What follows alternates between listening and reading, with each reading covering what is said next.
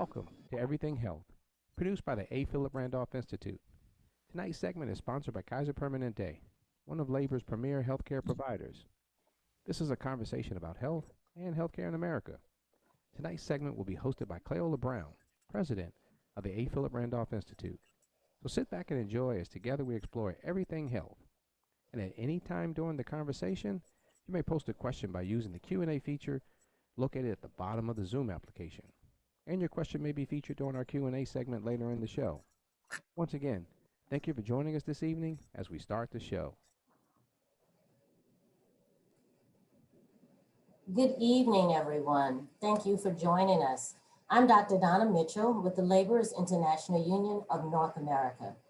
It's both my honor and pleasure once again to serve as your host and moderator for tonight's program. APRI's Everything Health webinar series captures topics that are usually featured during APRI's National Education Conference.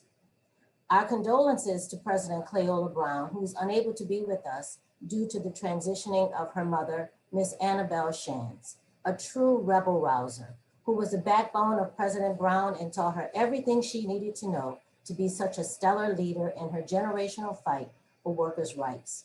So let's just take a quick moment of silence to pray for Ms. Shand's soul, Cleola, and their entire family. Thank you. If you've been able to tune in each week to each week's webinar, you know that we've examined many health-related topics. We've talked about adverse effects that COVID has had on our communities. In recent webinars, we were able to dive into many aspects of health equity and health disparities in our communities around COVID and beyond. We've discussed how our communities where we live directly impact our physical and mental health. Tonight, our guest speaker, General Barrye L. Price, will address a subject that impacts one of our most vulnerable populations, those who are suffering from substance abuse. But before we go directly to General Price, I must share with you that until yesterday, I knew nothing about the acronym CADCA or the great work that they do nationally and worldwide. So the teacher and me went to the website where I viewed a short but informative video, and we're going to share that with you tonight for those of you who had not heard of CADCA before tonight as well. Dave?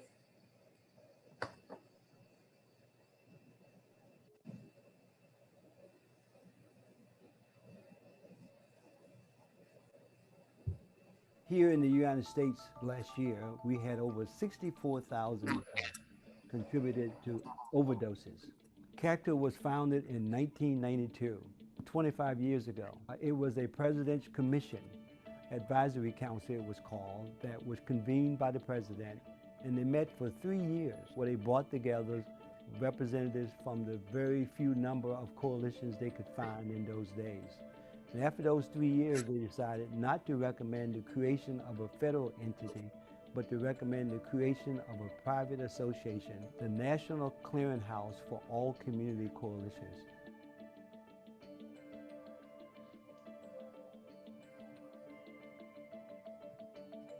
You'll find key sectors in these coalitions of youth-serving organizations, parents, teachers, clergy, law enforcement, businesses, local politicians, behavioral health organizations, all coming together, 12 sectors, to learn community approaches that we'll teach you during this academy.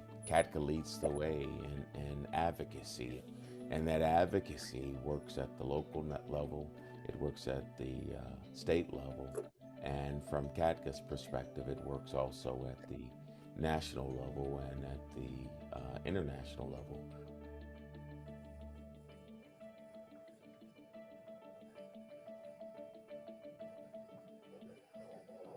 So your being CADCA members is what really makes the difference in making sure that substance use prevention is on the national radar screen, that people are paying attention to the fact that it's a critical part of the continuum of care, that it's effective, and that it really needs to continue to be recognized as the important component it is of stopping substance use before it starts and stopping the pipeline to addiction.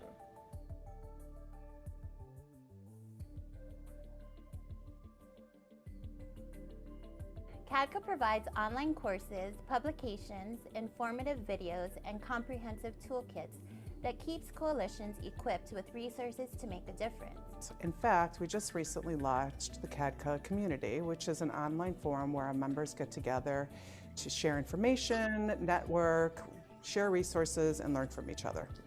Each year, CADCA hosts two major training events, the National Leadership Forum and the Mid-Year Training Institute. The National Leadership Forum is held every February in the Washington, D.C. metropolitan area, and it attracts almost 3,100 prevention professionals. It includes a special day of advocacy on Capitol Hill, alongside our adult training sessions and our Youth Leadership Initiative programming. Building drug-free communities.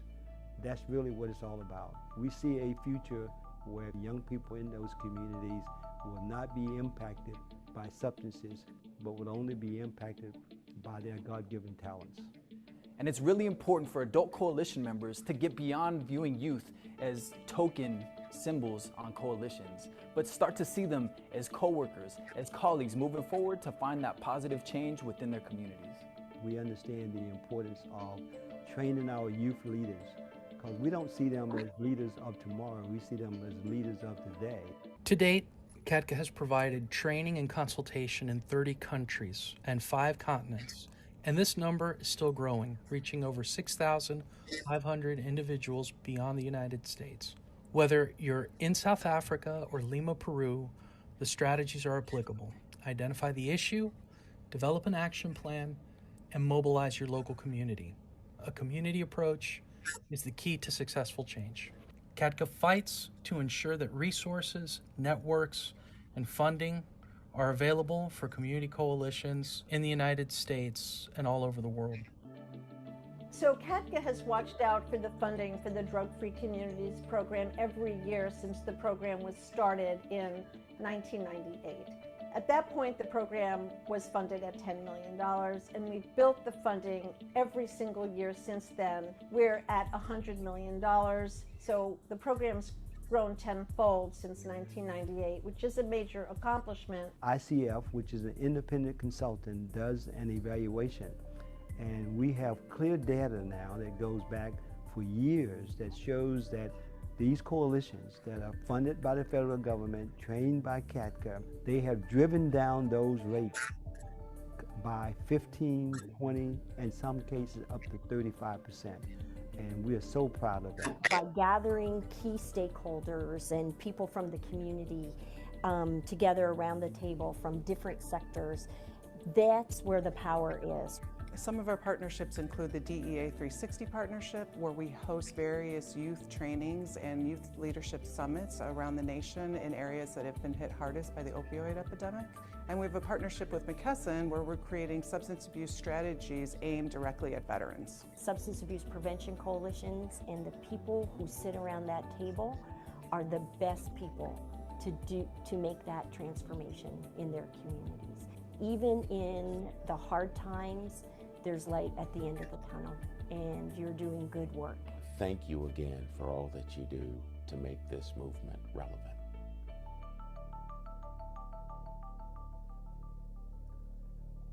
Thank you. I hope the video was as powerful for you as it was for me. It just set the stage. It put the relationship, I mean, it's what APRI does, but it's just around substance abuse. But in case you missed it, General Price, who is actually our guest tonight, is currently president and CEO of CADCA, the Community Anti-Drug Coalitions of America. But I have to let you know that prior to assuming his duties at CADCA, he had a most distinguished and honorable military career, one whose accolades literally covered an entire page when I reviewed his resume. So obviously I won't read all of that now, but I can't help but mention that he's also a distinguished author. His most recent book, Against All Enemies, Foreign and Domestic, a study of urban unrest and federal intervention within the United States, is one that I encourage all of you to get. So with that, we will focus on his current mission, being on the forefront of the devastating battle against drug overdose deaths in America. General Price, there have been so many programs addressing the range of problems connected with drug abuse. but in your work, has your organization experienced anything that we could look to as a cure-all to solving the drug overdose pandemic? I guess I'm asking from your perspective, what does a viable solution look like for the compounding battle that we have? Well, I'm glad you asked that question. And can you hear me okay? Yes. Yeah, and during my presentation, I think what I'll show you and what'll be clear is that there's no panacea. There's no one size fits all solution, but it's a multi-layered collaborative solution that our nation needs to get out of the crisis that we're currently in. Let me say first to President Brown, offer my sincerest condolences on the loss of her dear mother, and wish her safe travels home on that. And Fred Mason, I want to thank you for reaching out to me. It's something when you're invited to speak once, but when they ask you to come back, it must mean they must have enjoyed you. So Fred, I thank you for reaching out, and Dr. Mitchell, I thank you so much for being the moderator and of this discussion. And I tell you that I feel like I've known you all of my life. I seem like I know you, and we'll kind of figure that out later. But let me share some slides with you all about CATCA and what we do. And so if you look at the United States, and we all know this isn't a civics lesson, but 50 states, 1 district, and 5 major territories, 3,007 counties, and over 19,000 cities. But if you look at the number of colleges and universities, which is 4,140 in our country, and then you look at the number of state and federal prisons and local jails, that's more than 5,000. That's a very telling factor. And this doesn't include private jails that exist within our nation. And so we've criminalized a lot of things that perhaps people shouldn't have been criminalized. And a lot of the things that you're seeing with the legalization, a decriminalization of marijuana and other drugs is a result of this whole prison population. Look at the number of people that's incarcerated, almost 2.5 million, and then almost 100,000 youth. And look at the few number of drug facilities that we have as a nation. If we look at, in this slide, the drug problem with teens, you can see that 35% of all 12th graders tried marijuana in the last year.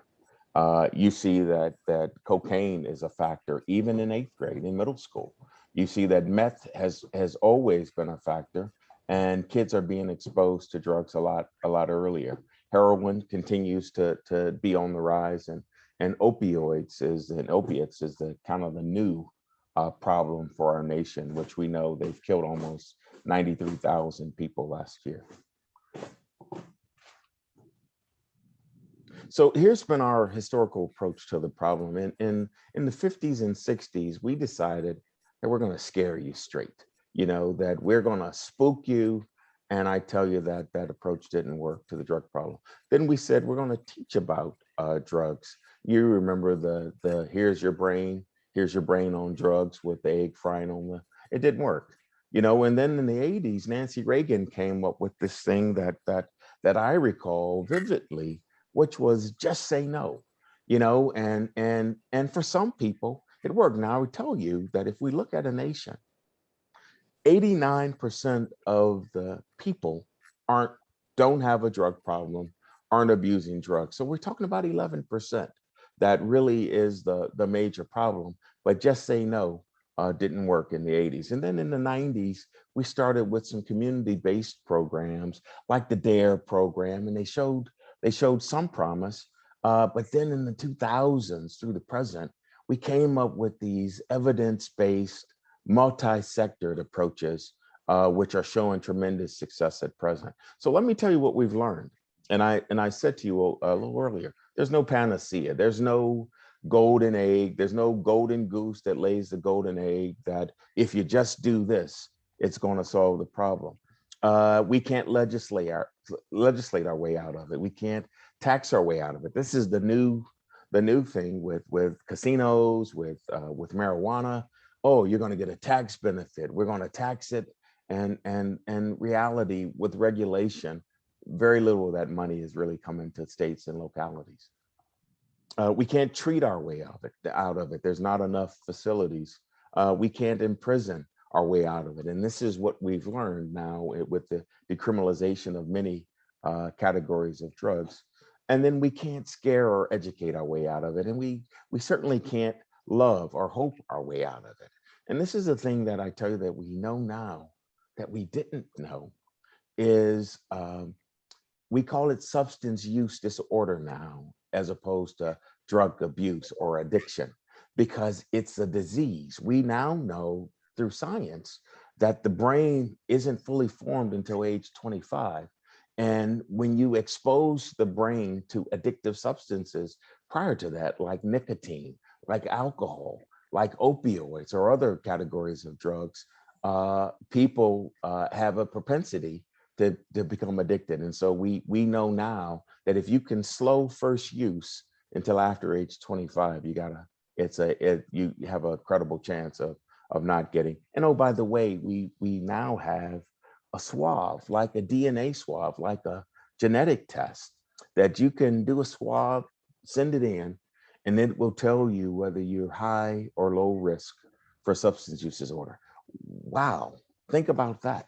Think about how that would empower parents with a wisdom tooth extraction or knee surgery or a collarbone break with our children, if we knew whether they were high or low, moderation of low risk of addiction. And so our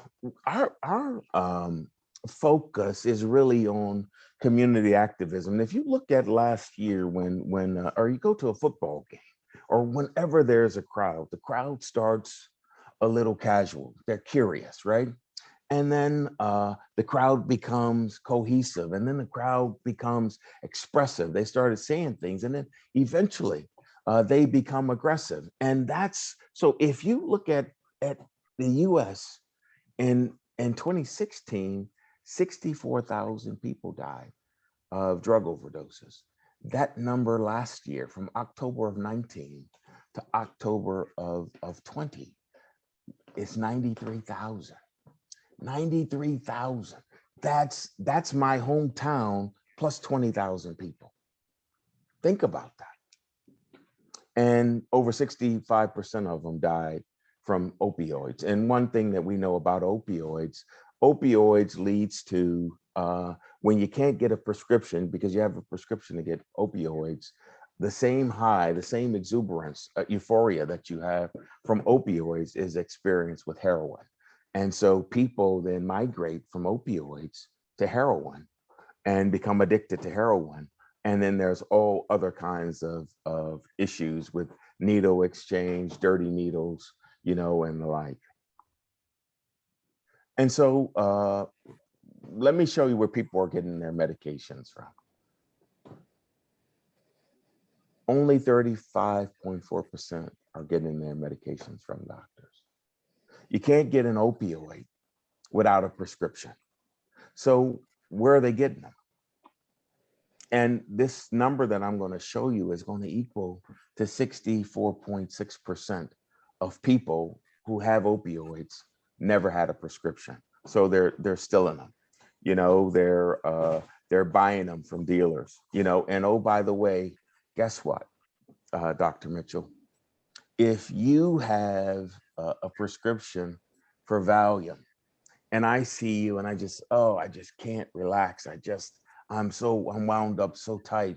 And you said to me, wow, I got a prescription from Valium. You want one, it'll calm you down. You're a dealer.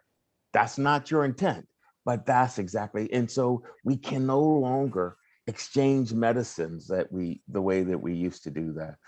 They took them from a friend or a relative without asking. They bought them, they bought them from a friend or took them from a friend or relative.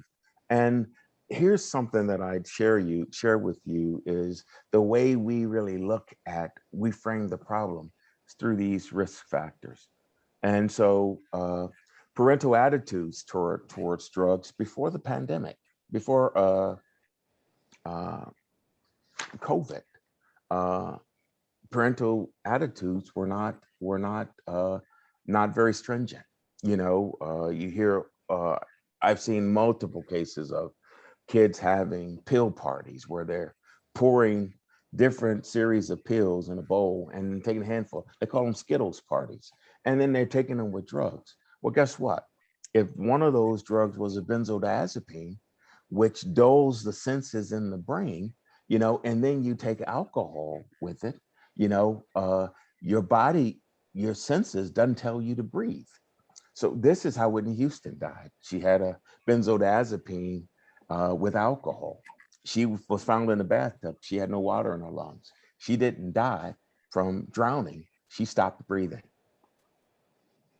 Availability and access to drugs. Drugs are more prevalent and easier got. The favorable attitudes of youth attitudes towards drugs. I'm young, I'm invincible, nothing's gonna happen to me. This happened to my college roommate, my last semester in college. His girlfriend exposed him to crack cocaine, and he died 30 years later, still addicted to crack cocaine.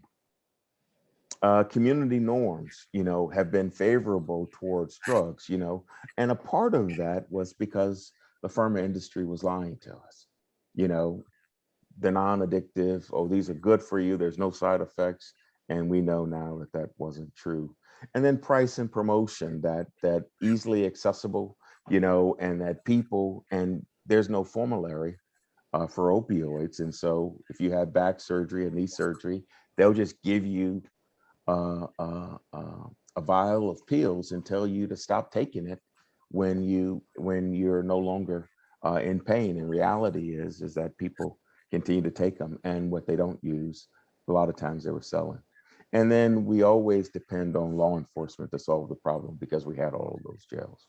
So how are we dealing with the problem? I like this quote from the Prophet Muhammad who said four things supports the world: to the learning of the wise, the justice of the great, the prayers of the good, and the valor of the brave. And we adopted this multi-sector collaborative approach. In short, we build coalitions, and this is what a coalition is. It's a formal coalition where we bring 12 sectors together, and we ask them to not lose their individual identity, because that individual identity is what brings flavor to the gumbo. My sister from New Orleans, we got all of these spices in this roux that calls a coalition. And let me show you what it looks like. So we have, here's our model. We have the police, we have youth, we have parents, businesses, we have the media, we have schools and youth serving organizations. We have faith-based community, civic and volunteer organizations. We have like fraternities or the Elks or other groups. We have people from the health profession, and we have state and local agencies and politicians. And what we take them through is a 12-month master's level of education to teach them how to work collaboratively. We don't solve their problems, but we teach them how to solve their own problems in our National Coalition Academy.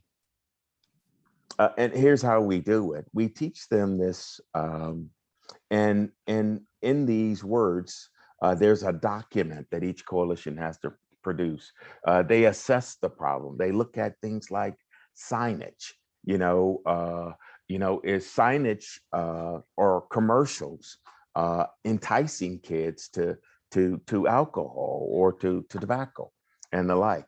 We help them to build their capacity. We look at the data from their communities, and we help them to develop a plan that will be implemented when they get back. And then we help them to evaluate how they're doing so that it's continual growth.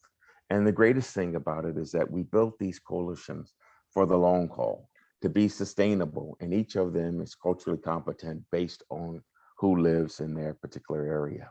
And here's a greater details on those words: implementation, evaluation, and then cultural competence.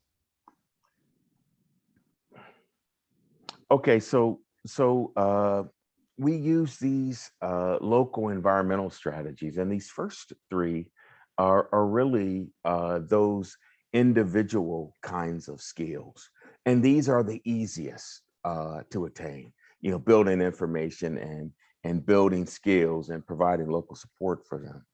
But these next four are a lot more difficult. You know, when you think about reducing barriers and enhancing access to the community, I think about one community where we helped the community to reclaim a park, and the park was a haven for near dwellers. There's drug activity, gang activity. It was a pool in the center of that park. We reclaimed that park through the help of those 12 sectors, especially the law enforcement piece. We had people who had um, uh, construction skills. They repurposed that park. They redeveloped that pool, and it's now an oasis in that community. We changed consequences through incentive, and this is the hardest to do, is to alter the physical design of the environment. And then we certainly change policy rules and laws. So the what question is, here are realities. I mentioned there's no panaceas, you know, that these are people that we speak about who are suffering from substance use disorder, and we have to treat them as such. We have to be a part and more empathetic. It's not a moral failing that they're suffering.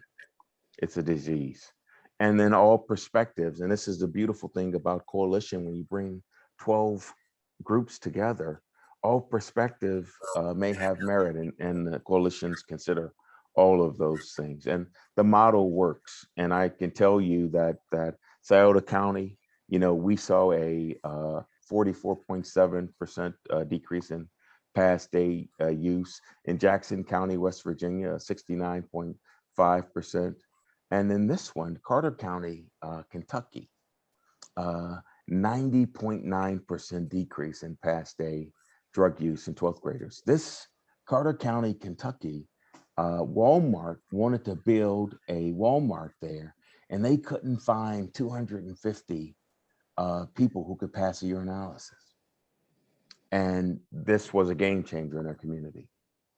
And it's an all-in campaign. Everybody gets involved and play a role. And there's something that in our nation, America is 4.4% of the world, but we consume 80% of the world's opioids. 4.4% of the world's population is consuming 80% of the opioids. And so safe disposal, in-home safe disposal is a remarkable upstream solution to taking the circulation. We said in the earlier slide on the SAMHSA graphic that 64.6% of people taking opioids never had a prescription, where they're getting them out of people's medicine cabinets. And so what we're asking people, we're asking pharmacies to issue out a safe disposal kit, an in-home safe disposal kit with the issuance of opioids, benzodiazepines, hypnotics, and stimulants. So we may take those things out of circulation. And then we still focus on this notion of community activism. And I talked about casual being curious, cohesive, being focused, you know, expressive, really, I say emotional, but it's really being pissed, right? You're angry with the problem and you want to solve it. And that's when it starts to solve. And it's being aggressive, you know, which is being actively engaged. And as a nation, I think we're really here on the problem because we're still kind of admiring the problem. And if you want to solve it, it really requires heat and light. You know, heat changes the shape, and light exposes it to everybody. And so if you've ever seen an iceberg in the ocean, it's the most beautiful sight that you might see above the waterline. But as the people on the Titanic know, what you don't see will kill you. And so as we look at this problem, the current state, 93,000 overdose deaths in 2017, 65% opioids. That's 215 deaths due to overdoses every day. You know, I mentioned that we're 4.4% of the world and we consume 80% of the opioids. You know, we got to focus on some upstream solutions like education, on prevention, stopping the problem before it starts with the use of safe disposal. We have to use these evidence-based approaches like medicated assisted treatment. A lot of people don't like that because it's solving a drug problem with a different drug, but it's a controlled burn because you're getting that medicated assisted treatment from the care of a health expert. Screening it, brief intervention, and referral to treatment. That's expert. And my dog is on the floor and he's biting me continuously. You can't see it, but I'm in pain over here. And we have this program called DEA 360. It's changed the name to Operation Engage, which is coming to the hardest hit cities across America. And we're doing an intervention in those things. And then this so-called overdose reversal drug, naloxone or Narcan, that's a game changer, and every household needs to have one. And then those things that we thought were gone are still there. You know, meth, LSD, crack, heroin, they still remain a problem, though the focus is on opioids at present. And I want to share these last 2 points with you that 95,000 people die from alcohol every year. 95,000. 480,000 people die from tobacco annually. And so we still have to focus on those things. And this is our contact information. And so I'm going to stop sharing screen, Dr. Mitchell, and we'll take some questions. Well, first, I want us to give you a round of applause and just thank you so much for the plethora of information. It's so relevant and actually, I think everyone has someone in their family for sure. Yes. You know, and it used to be, especially in the African American community, maybe an uncle who was an alcoholic. Yeah. But now it has spread. It skipped a lot of the marijuana and it spread straight to the opioids. Yes. And for those, the two takeaways that I took from is one, the whole before, if we can, I guess, stop them before they're 25. Yeah. Because of the whole brain. Right, the development of the brain. Yeah, it really will control the burn, slow the burn. Yeah. You know, just to see, because some of it may be genetic, being addicted. And I like the fact that I always tell people when I'm talking to someone, whether it's alcohol or whether it's a drug addiction, that it is an illness. And yes, it is. Remember that it's an illness. So Jada's going to help us with the questions, but I just really enjoyed all the information, and I know everyone did too, and have lots of questions. I appreciate that, Dr. Mitchell. So at this moment right now, there are not any questions. Attendees, if you have any questions, you can put them inside of either the chat or the question and answer section here on Zoom. Well, I have a question while we're waiting for that. Please. Do you deal with just, is that your main focus? No. So probably a third of our population that we deal with is youth. And with our youth, we teach them the same things as that we teach adults, but with a different flavor, so that it's culturally competent and relevant and in language that they'll appreciate and they can dive into. And so we probably train a little more than 6,000 youth every year. And it's about 10,000 adults domestically and about another 6,000 adults and youth internationally. We're in 30 countries. We have ECOSOC status with the UN, which means that we're a part of the consortium of nations and organizations that look at the drug problem across the world. 9 countries have adopted CATCA's model for community change, and we believe that in our youth programs, they're youth-led and adult-guided, And so the youth have a great opportunity, and we have some phenomenal youth. We just had 400 youth in our summer training, which was virtual, you know, and you think that everybody is kind of zoomed out right now, but 400 kids stopped what they're doing for a week to be with us. And we were very, very appreciative of that. But it's been a game changer. You can't see her, but you heard Jada, and I know her ears are perked because she works with our youth. She works with the youth for APRI. Oh, wonderful. Wonderful. You know, in the future, I'm sure we'll be hearing more from her. Yeah, and I tell you, we'd love to have some of your youth attend our trainings. We have one in February, first week of February, and then we have one always in the month of July. The one in DC, well, it's in the Gaylord at National Harbor, and then the summer mid-years we call it. It rotates from city to city, and so it's a traveling show. We'll be in this year. We were supposed to be in Chicago. It's canceled. I mean, it wasn't canceled, but we did it virtually. Next year we'll be in Orlando. The following year we'll be in Texas. The following year in Grapevine outside Dallas. I'm a diehard Cowboy fan, and so I'm glad we're going to Mecca. And then we'll be in Chicago the following year, and then Tennessee, Nashville the year after that. Well, I know look, I can always ask questions because I asked about adults. I told you I work for the Laborers, which is a construction. Yeah. Mm-hmm. And, you know, I tell you, that's an industry that tremendous worker comp claims and construction. Yeah. Yeah. From alcohol to opioids. Yeah.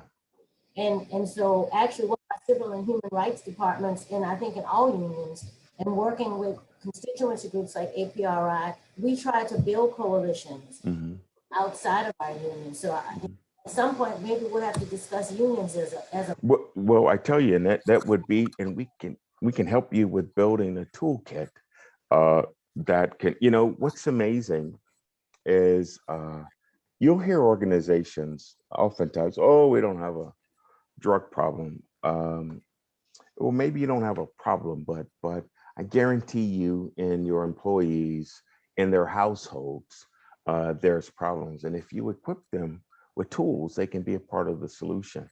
And so we oftentimes somebody will contract with us to build a toolkit specific to their particular organization. So they might help their treasurer, the people within their organization. And I know that unions our construction is a high injury place. So lots and lots and lots of opioids. And when they run out, people medicate with other things. And I'm guilty. I said the last time I was on that, I broke my foot, but you're right. I had Tylenol with codeine, and I still have a whole bottle full. Yeah, and see, and what we want you to do is to dispose of those things, safe dispose, and text me your address, and I'll send you a doTERRA drug deactivation kit where you can just take those pills, pour it in this pouch, put a little warm water in it, shake it, zip tie it at the top, and you can throw it in the garbage. It's biodegradable. It's made of sugar cane. The pouch is. It is it's very tempting when you have a bad headache or when really, but it's yeah. So we do have a question now. Okay. So from Israel Kaysen, he says, "Good to hear from you again. This is Israel. Yeah, I remember Israel. Yeah. Yes, I have had several facilities in different parts of the state. I found the white program had a different approach than the black, but they had a spiritual problem. Can you explain? Can I expound on the spiritual problem? Yes. I don't. Can he unpack that spiritual problem a little more? Let's see. We'll wait for him to respond to that.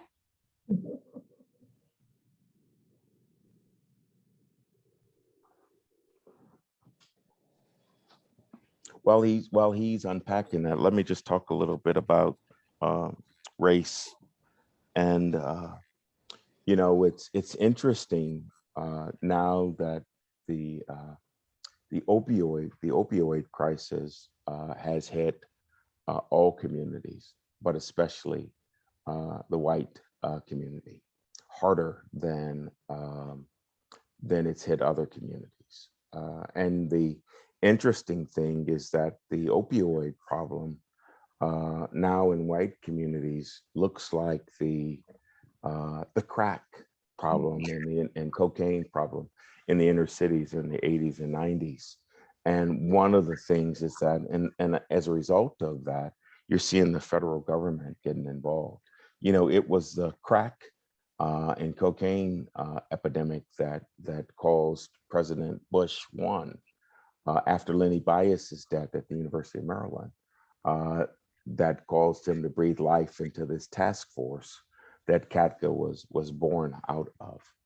You know, so I'd look to hear about the spiritual component because I can certainly talk to it. But one thing that I will tell you that though that is one of our sectors, it's the least prevalent sector. Still in the church, there is tremendous judgment. You know, there is tremendous casting of blame and doubt and still the view that it's a moral failing, not a disease, a physical disease. And so we got some work to do with our churches. We do have a question in the chat box that may be easier. What are your of the many states that are legalizing small amounts of marijuana? Is it sending the wrong message to our youth that the use of this drug is okay? Yeah, I know what they're trying to do. There are people, believe it or not, who were incarcerated in the 70s for having an ounce of marijuana in some states like Texas that was a life sentence, you know? And so they're trying to correct the decriminalization issue with marijuana. But the piece that I don't think they're looking at, and I personally believe, and Katka believes, that the legalization of marijuana should be an FDA issue, the Food and Drug Administration, not a ballot issue.